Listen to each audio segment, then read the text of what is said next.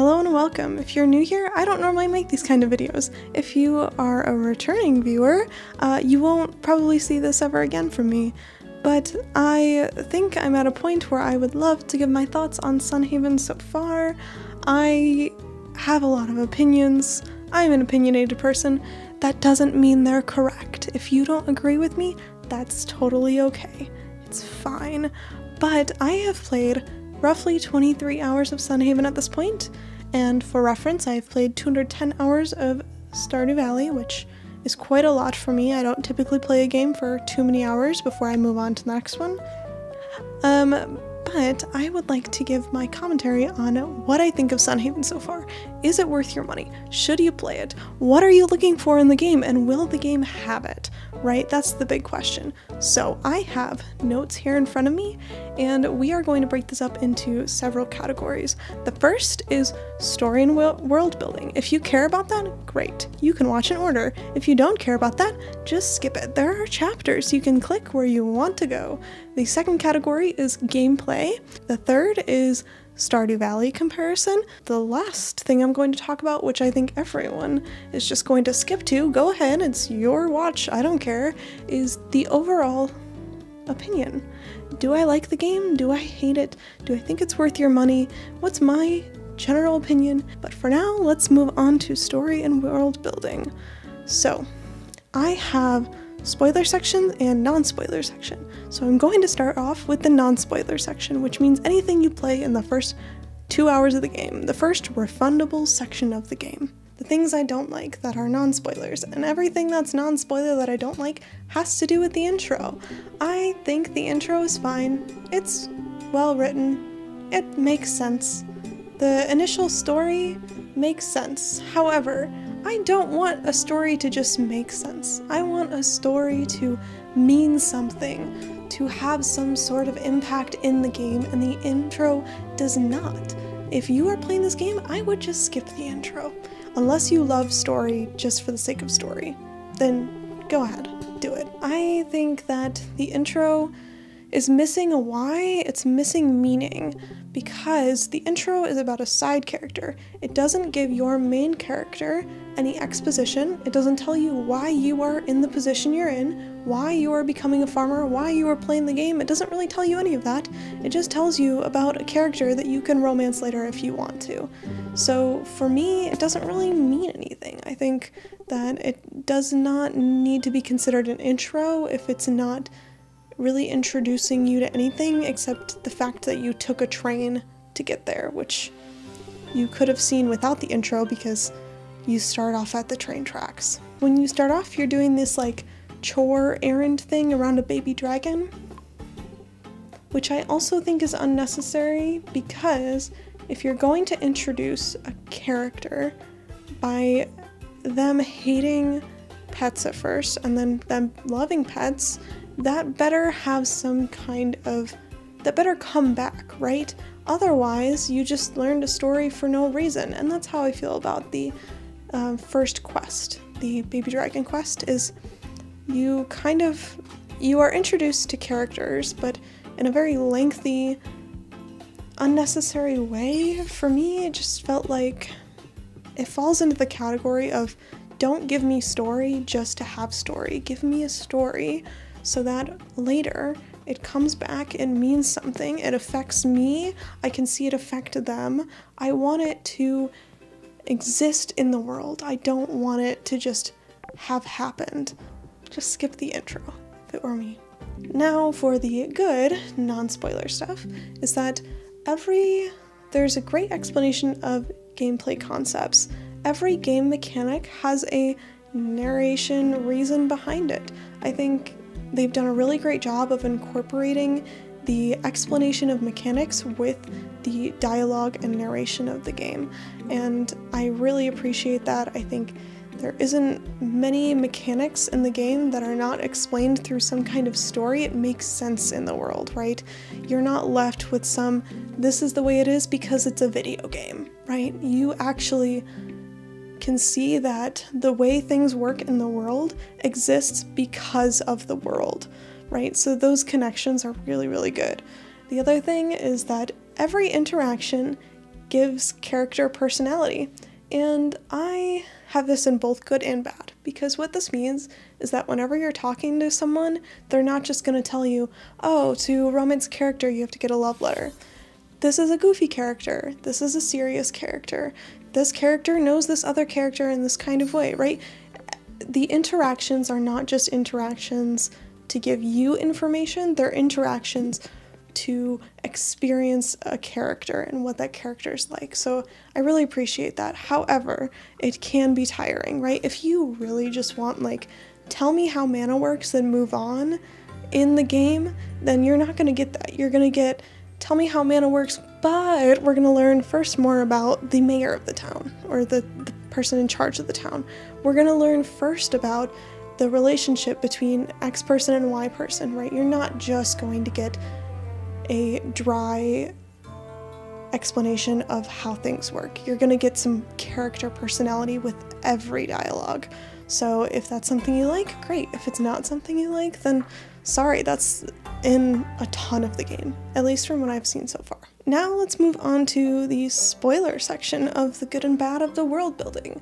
The bad is that it has the chosen one trope. That's right, you are special because you are special, and there's no other reason for you to be doing the things you're doing other than the dragon likes you. That's it. That's the reason. Fine. It's fine. It doesn't do enough for me personally. Me personally, I would love for there to be more significance around why I'm doing what I'm doing, around why I am the person responsible for the job.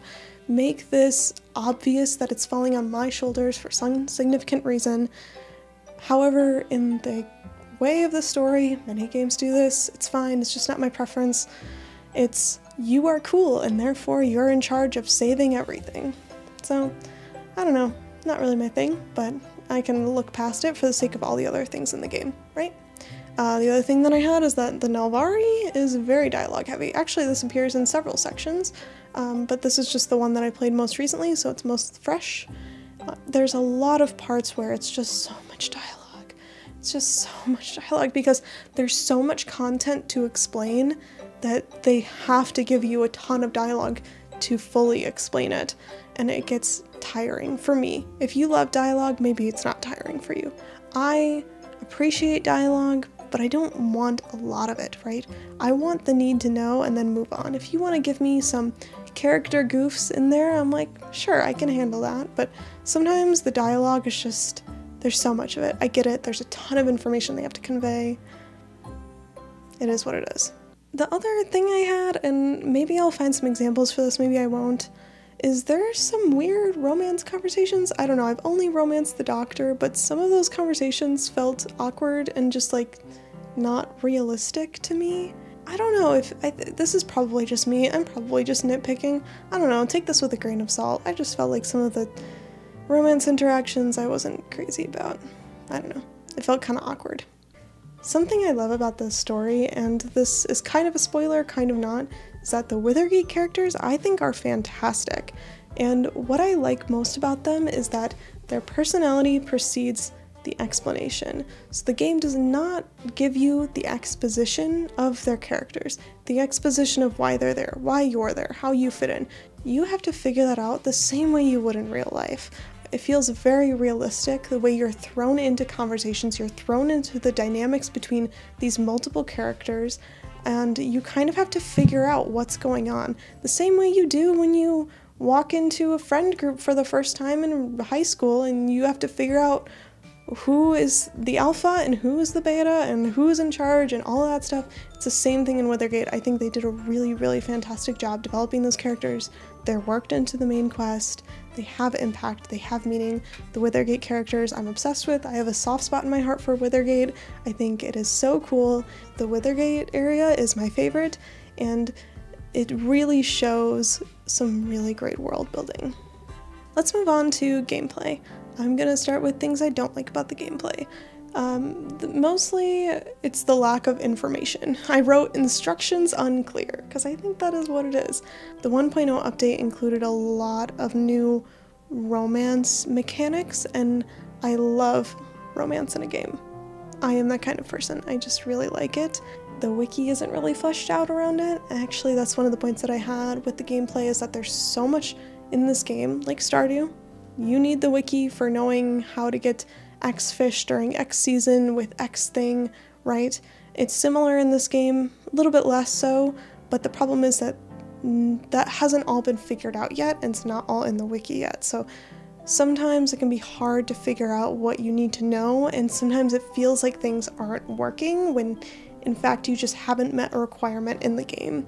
I think this will get better over time as they start including more small signifiers in the game of why an action isn't happening or what you need to do to make something happen. Like, for example, it wasn't clear to me that in order to romance I had to go to town hall and buy a love letter. It wasn't clear to me that the person I married didn't move into my house because the house wasn't upgraded, or I still haven't gotten them to move in. I was trying to figure out if that's a bug, and apparently it's not a bug. I just haven't done the requirements for that yet. So there's a lot of small things like that where the wiki doesn't say anything about it, and the game isn't really very clear on it, so you just kind of have to figure it out. If you ever run into a question, you can go ask in the Discord. They're really helpful about that. Now for the both good and bad, which is the skill tree.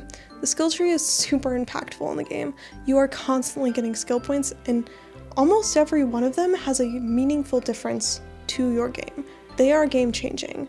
Rain Cloud, for example, is a game-changing skill point because instead of watering one plant at a time, you water many plants at a time. It's fantastic. However, because there's so many skill points, they're constantly giving you skill points, which means it's kind of annoying because you will always have unused skill points. It's the email notification that does not go away. So it's good, it's bad. It's maybe can't be avoided, but for me the skill tree is kind of annoying, even though it's really impactful in a positive way, honestly. And the other thing about the skill tree is it's not always clear what is useful in the skill tree and what is not. So some things are very obvious, like I said, the rain cloud. You see the rain cloud spell, you know, oh, that's gonna water a ton of plants, right? That one's easy. That's useful, I know what the impact of that is. Some of them, it's not very clear. So like there's one where you get rose seeds in the mail every week or something like that, which it's not clear whether that is valuable. So I want the skill tree, if they're gonna present it to you at the start, to have all obviously helpful things. However, things like getting some flower seeds every week, I don't know if that's obviously helpful. Maybe for some people it's more clear, maybe it's just me. I personally felt like there are some skills in the skill tree that don't excite me because there's not a good background as to why that skill would be valuable. But let's move on to the positives. And the first one is that the visual and audio cues in this game are so good. Anytime you are performing an input, you are getting a meaningful output, right? So anytime you are hitting something, you're getting a meaningful animation, you are getting a sound. Anytime you get a rusty key in the mines, you're getting a sound, right? They've done a really great job of those small moments, making everything you do in the game feel like it's making a difference because they're giving you some kind of cue that it has impacted the world or the scenario. It's really great for that. The other thing that I know a lot of people are excited about, it's not really my focus in a game, but the art is great. The art is lovely. Many people rave about it. I think it's good. Art is not something that tends to make or break a game for me, so personally this one is less impactful, but maybe for you it's going to be really important. So the art's great. The last good point I had is the amount of freedom you get in the game. They allow you to completely change your character mid-game without losing any progress. They give you multiple main quest branches so you can choose which direction you would like to go, which avenue you'd like to pursue in the game, and I think it's really great that they're encouraging you to make the decisions in the game instead of the game railroading you or hand-holding you. I think that's a really great thing to emphasize in a farming sim like this, in this kind of game where there's so much to do. I think it's great that they're giving you the freedom to choose where you want to go. Is this game like Stardew? Well, the game is much more story focused. I actually was disappointed in the game because I did not properly set my expectations for this. I did not realize that the game was going to be so narrative. The characters are much more complex. There's meant to be a lot more development there. The other thing is this game has a ton more content. It has many cities, it has a huge map, it has so many recipes that when you're clicking on the cooking pot, it takes a while for them all to load because there's so many of them, and it just has so much crafting. If I think back to when Stardew came out, it did not have nearly this much stuff. I mean, Sunhaven really has a ton of stuff going on there, so that is super exciting. There's so much more up front that can be intimidating because you're getting all that really fast. However, it means that the amount of time you can spend on this game is going to be significant because there's so much stuff in it. The other thing that everyone's going to talk about is that there's no stamina. You choose the length of days, the focus is time. If you have enough time to do the things, great. If you don't have enough time to do the things, sorry. I think this is a great take on Stardew's stamina bar, and I also love that they made it adjustable. So you can make the days 10 minutes like they are in Stardew, you can make the days 40 minutes to just have the longest day of your life. The next thing, which is pretty obvious, is that this has magic, this has fantasy, you have spells. It's pretty cool actually. But if you don't want a fantasy game, this is a fantasy game. I don't know what else to tell you. And the last point is that this game is meant to be a little bit more manual than Stardew in terms of, like, I'm 23 hours in, I haven't seen a single sprinkler mechanic. There are animal auto feeders and auto harvesting of animal products, but from what I've seen, the game really focuses on the farming sim being you doing the farming and not just setting up sprinklers and walking away. So that can be good, that can be bad, depending on how you like to play. Okay, the part everyone has skipped to, I'm sure, which is how do I feel about the game?